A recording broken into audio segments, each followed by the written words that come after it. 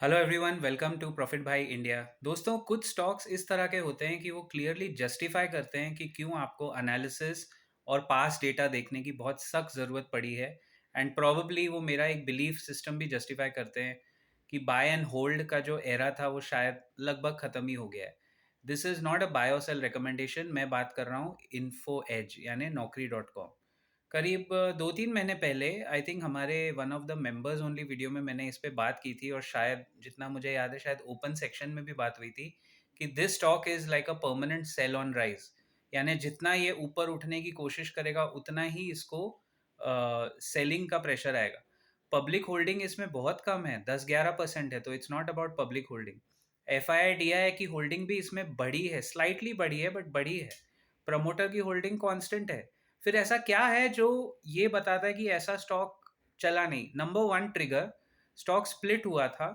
और stock split के बाद यूजुअली इस तरह की कंपनीज जो मार्केट देखता है कि किस वजह से उन्होंने स्टॉक स्प्लिट किया है, खाली प्राइस अट्रैक्टिव बनाने के लिए किया है, अर्निंग्स बढ़ी नहीं, अर्निंग्स दूसरे कंपनीज की भी नहीं बढ़ी है।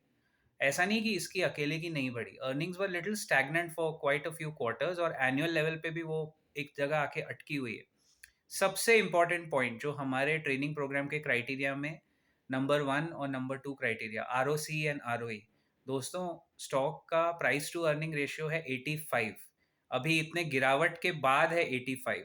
जब मैंने वो वीडियो बनाया था कि ये स्टॉक पोटेंशियली शॉर्टर्स का एक बहुत बड़ा चॉकलेट केक है ये, यानी शॉर्ट करने वालों के लिए ये स्टॉक में बहुत बल्ले बल्ले होगी, तभी वो 1450-1500 के आसपास लिंगर कर रहा था इन्फो एज। और अभी आप देखेंगे तो सम 1300। और आज मेरे मतलब 1300 के एग्जैक्ट प्राइस आप देख लेना, वहाँ से जहाँ से मैंने बोला था वहाँ से 10% नीचे गिरा है।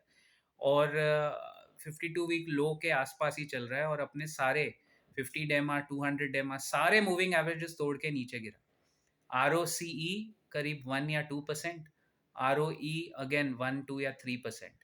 You cannot beat the basics in the stock market. Company चाहे कितनी भी बड़ी रही हो, एक ज़माने में नौकरी.com ने बहुत पैसा कमा के दिया है।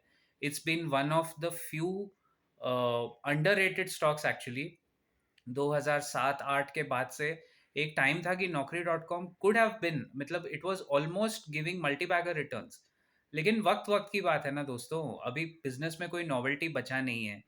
जॉब मार्केट आप देख ही रहे हो कैसा है, जबकि जॉब सर्च से तो रेवेन्यू बढ़ना चाहिए लेकिन वो बढ़ नहीं रहा है। दूसरा, इनके जो बाकी है 99 एकर्स और मैट्रिमोनी के, उसमें भी ऐसा कोई खास वाव फैक्टर नहीं है कि 85 का पी रेशियो जस्टिफाई हो जाए। So it's all about price to earning, price to book.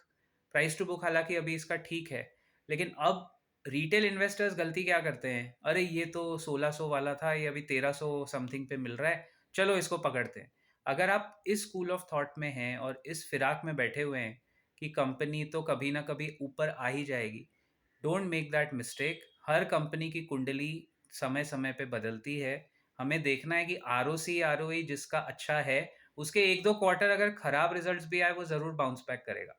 But अगर कंपाउंडिंग सही नहीं हो रही है, प्रॉफिट आ नहीं रहा है, are O C R O ई पिटा हुआ है, तो वो कोई भी कंपनी हो, मार्केट उसको पटकने के लिए तैयार बैठा है।